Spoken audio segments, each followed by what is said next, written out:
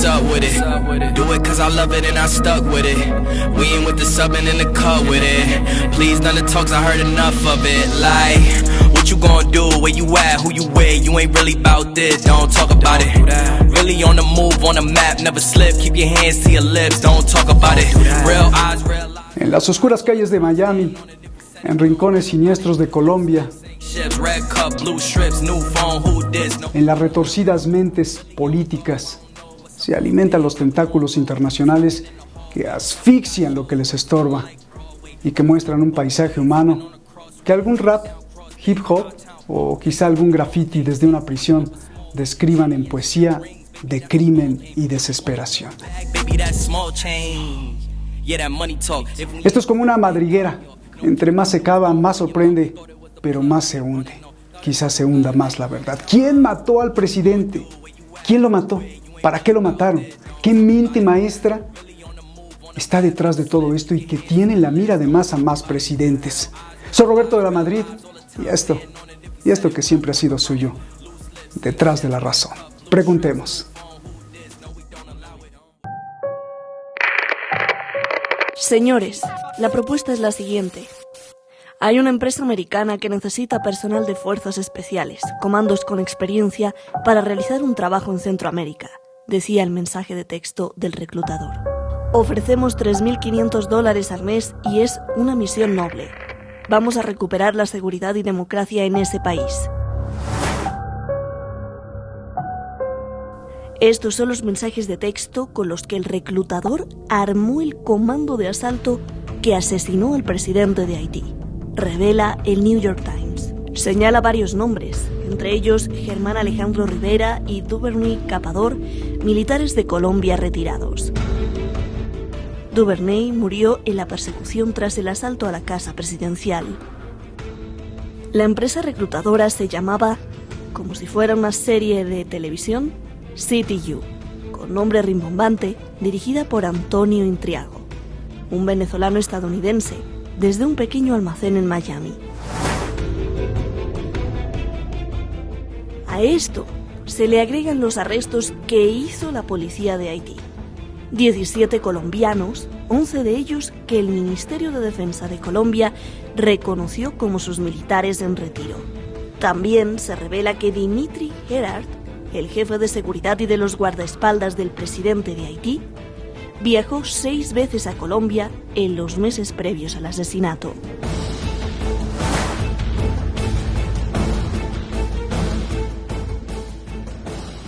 Además, la policía haitiana acaba de arrestar a Christian Emmanuel Sanon, prominente médico que llegó a Haití en su jet privado el mes pasado para tratar asuntos políticos.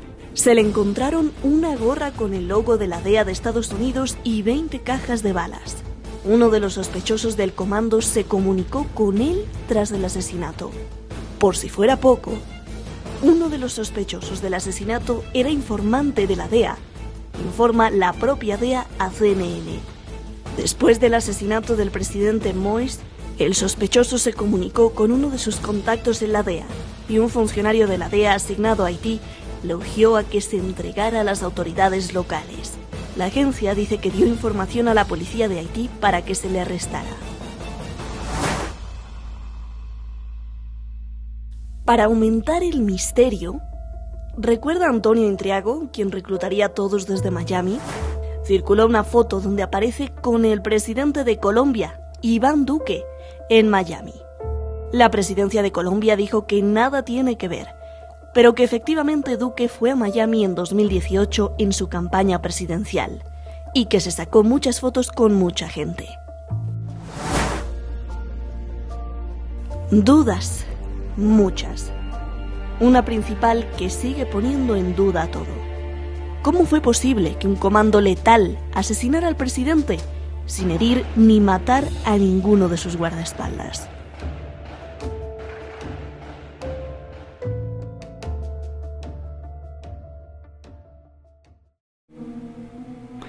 Y como esas hay muchas, muchísimas. Sigue uno cavando, sigue uno sorprendiéndose y sigue hundiéndose más, o parece hundirse más, la verdad. Pero para eso tenemos hoy a un par de ases y un par un par de Carlos. Antes que nada, muchas gracias al equipo detrás de La Razón, que en esta nueva etapa pues tenemos a diferentes colaboradores en diferentes países. Por allá un editor de video, en otro país un diseñador gráfico, la coordinación. Gracias a todos y gracias más que nada a usted, porque ya nos cancelaron otra vez el canal hace un mes y los cientos de miles de seguidores que tenemos pues ya están otra vez corriendo la voz y el programa y el canal se está llenando otra vez de todas las millones de visitas que tenemos. Muchas gracias a usted por conservar este espacio de total libertad ya por más de 8 años y medio, ya casi 9. Y el par de haces que le decía, pues tenemos a Carlos Santamaría, usted lo conoce perfectamente bien, justamente allá en Colombia. Gracias, Carlos, él es un gran intelectual y otro gran intelectual que tenemos y que es director de Dossier Geopolítico, importantísimo think tank allá en el Cono Sur, Carlos Pereira Mele. Gracias a los dos. Carlos Santamaría, comienzo, no contesto nada porque no sé nada, comienzo para que me contestes. Comienzo contigo, Carlos Santamaría. ¿Por qué? ¿Por qué mataron al presidente? Adelante con todo lo que nos has investigado, por favor. Un abrazo, Roberto, Carlos también, y a todos las y los televidentes. Esa es justo la pregunta que vamos a tener que resolver, porque lo otro sí está claro. Es que en este momento hay demasiados intereses en juego. Las pandillas que están organizadas defienden a ese presidente asesinado. Una parte del gobierno defiende ¿a quién? A otras personas que están en el mismo gobierno. El Senado elige a otro primer ministro para que desempeñe el poder. Y nosotros tenemos desde Estados Unidos, desde Haití y desde Colombia, que los tres están vinculados totalmente. No están sus gobiernos directamente implicados, aunque los datos apuntan a que realmente desde allá se fueron consolidando las estrategias del asesinato.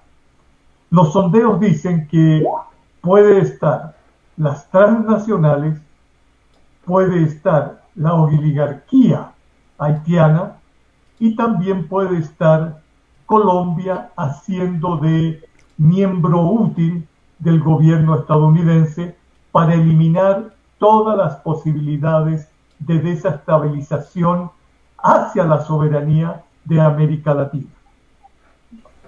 Gracias, Carlos. A ver, Carlos Pereira, es impresionante porque no solo es un problema de Haití, creo que es un problema ni siquiera de América Latina, sino de todo el continente americano. Estamos hablando de un pulpo mundial, así le llamo, no sé cómo lo veas tú. ¿Por qué? Te pregunto, Carlos Pereira. Bueno, muchas gracias por la invitación, Roberto. Saludos ahí al amigo Santamaría y a la importante audiencia que te sigue permanentemente. Mira, es interesante tu consulta justamente hoy, 14 de julio, día de la Revuelta Francesa, que dio origen a la famosa Revolución Francesa, que tiene mucho que ver con el hermoso país y destrozado país que se llama Haití. Un país que desde su nacimiento fue agredido, atacado permanentemente. Recordemos que fue la primera nación de América después de Estados Unidos que se independizó en 1804.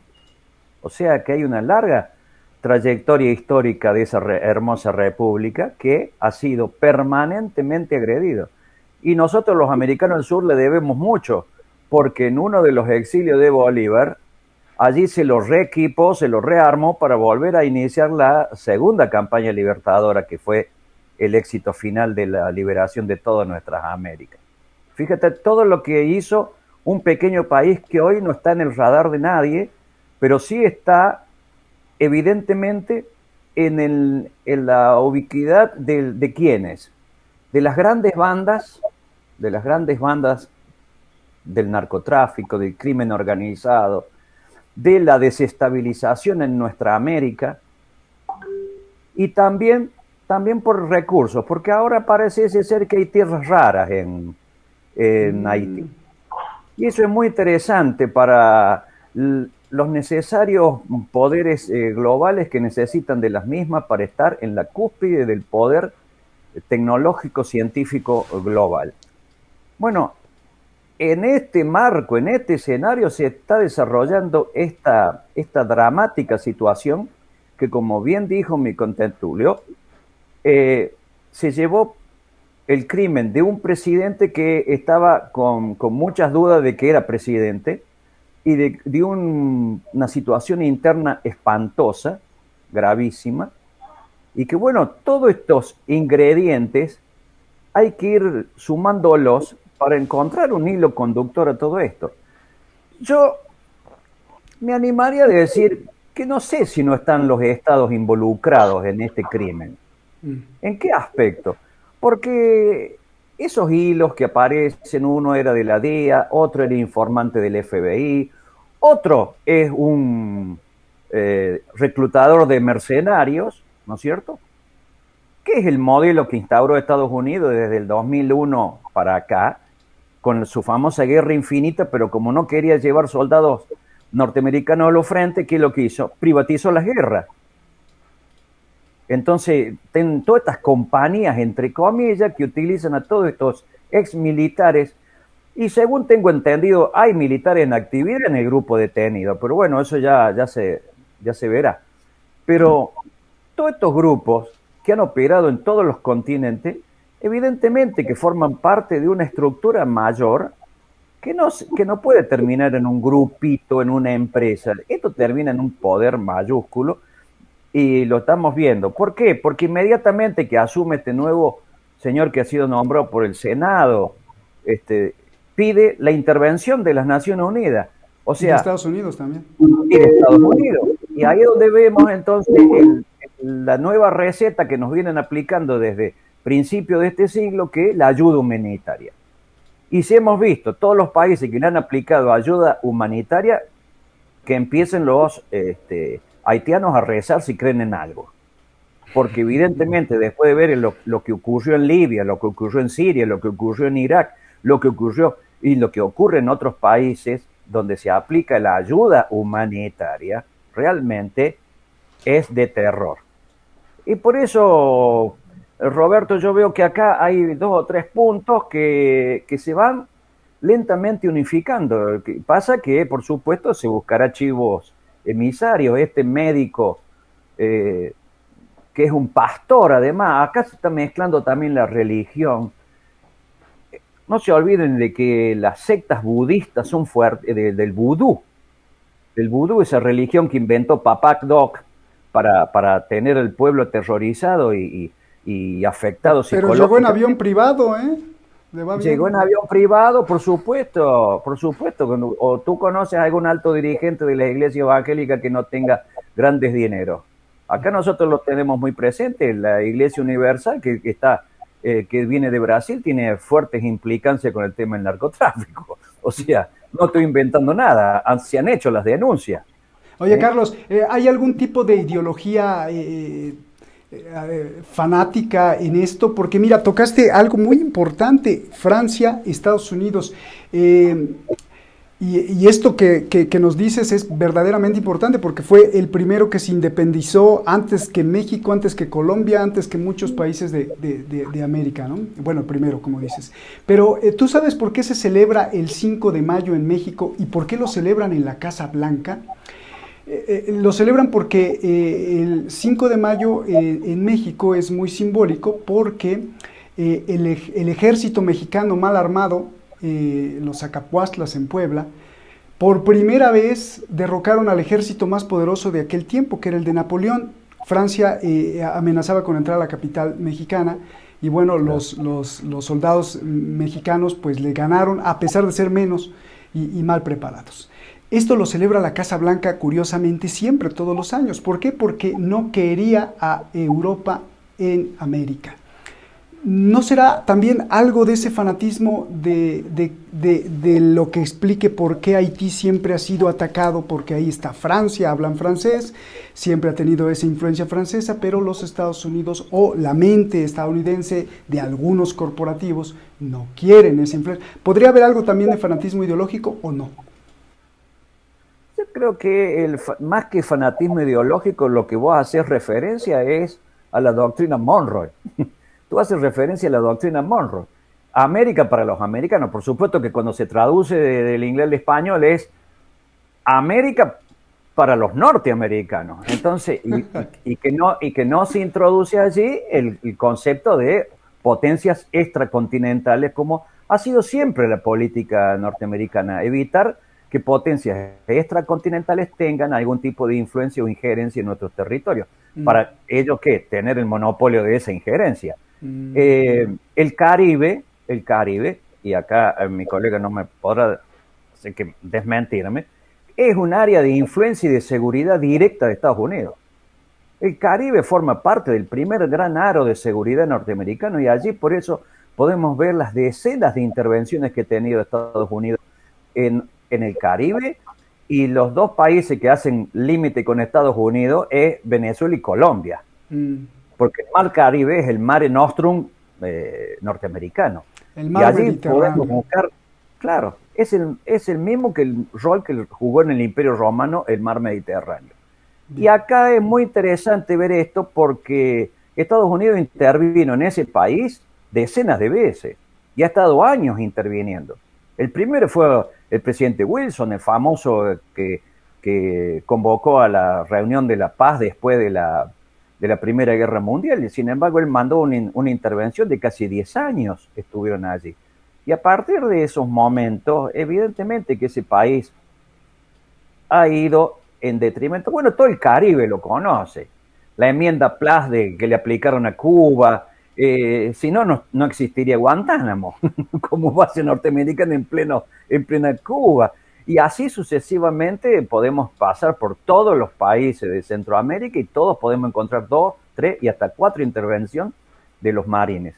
En la República de Haití, infelizmente, por supuesto, son países pequeños, manejados por oligarquías, terratenientes, muy ligados a los negocios. ¿Con quién? Con Estados Unidos.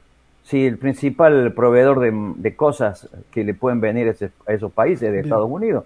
Entonces había una relación simbiótica allí entre ellos. Pero el desmadre viene en los últimos 50 años, es espantoso. Es espantoso. Hoy estaba un íntimo amigo mío, un coronel del ejército argentino que estuvo en la Fuerza de Paz, me comentaba que el 80% de los niños haitianos no conocen quién es su padre y que 7 de cada 10 sobreviven con $1 diario.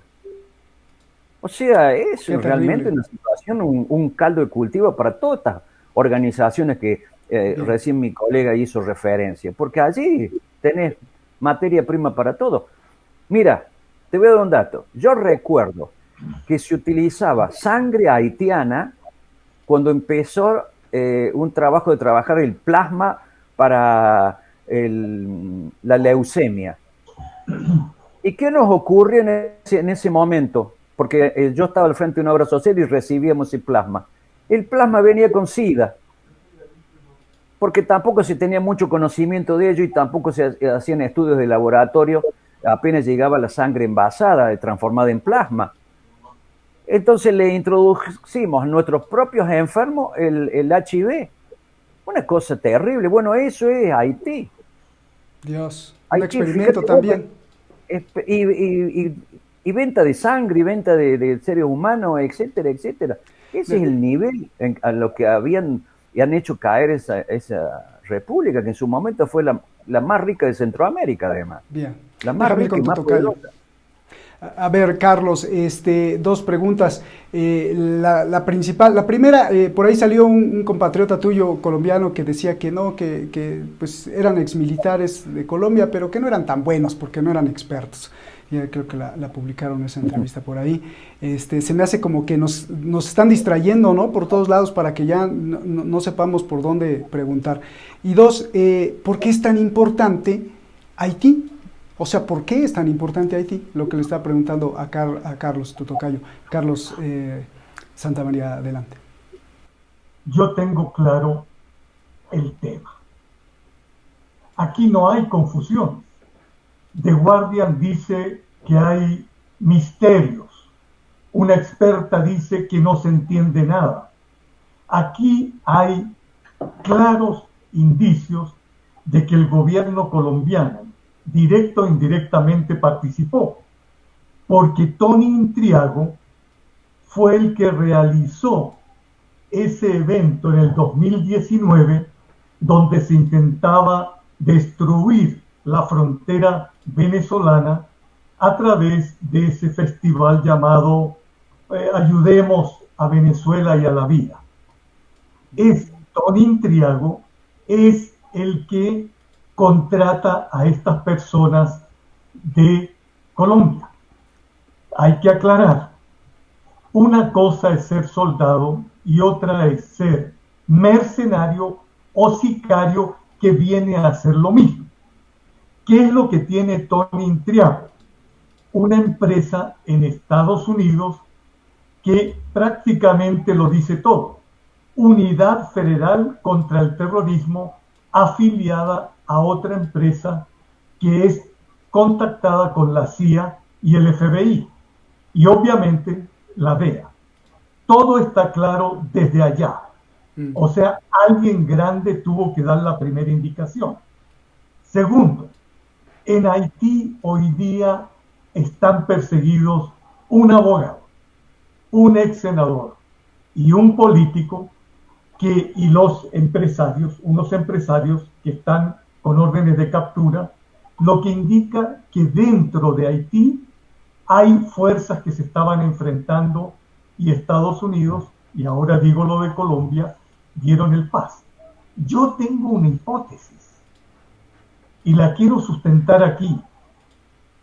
Creo que el gobierno haitiano sabía que iban a asesinar al presidente y dejó que lo hicieran. Y ahora puede tener ese grupo que representa el primer ministro mucho más poder que antes, porque puede acusar al otro grupo de lo que hizo y puede verlos. ¿Cómo es que en Haití hay una policía pero tan efectiva que no hay muertos en el magnicidio y de inmediato, en un día y medio, tiene todo aclarado? En el caso de Colombia, nosotros sabemos que se ha entrevistado en Colombia a la esposa de uno de los que falleció y ella ha dicho que ellos no sabían absolutamente nada de lo que iban a hacer y que era algo muy seguro.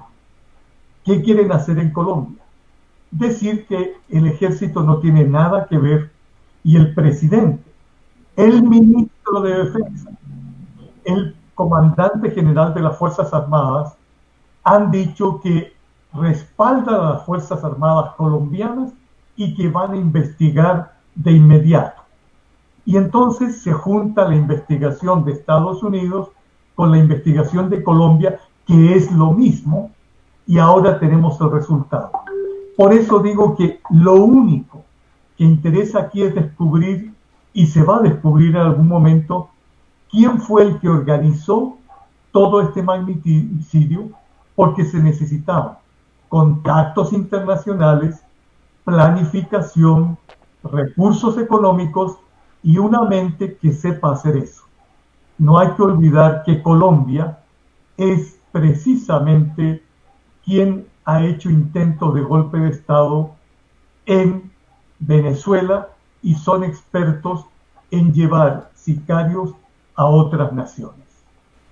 Arabia Saudí contrataba, ¿no? Para llevarlos a Yemen. Oye, Carlos, pero ¿y la importancia del territorio, del suelo haitiano? ¿Qué están viendo que no estamos viendo nosotros y que probablemente ya tu tocayo mencionó tierras raras? ¿Qué habrá o por qué viene a... ¿Por qué ahora, no? Siempre ha estado en problemas Haití, pero ¿por qué ahora un magnicidio? No, es muy sencillo. Hoy día el mundo unilateral de Estados Unidos, de Unión Europea, se está cayendo. Y saben que en América Latina Araúz podía haber llegado a Ecuador. Ya están los Fernández en Argentina. Está Cuba muy firme y todo este invento mediático no funciona. Y tenemos nosotros Bolivia.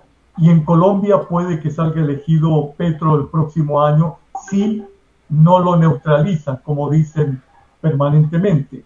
Entonces, todo se está dando, con Brasil incluso, para que haya un despliegue del mundo de la justicia social.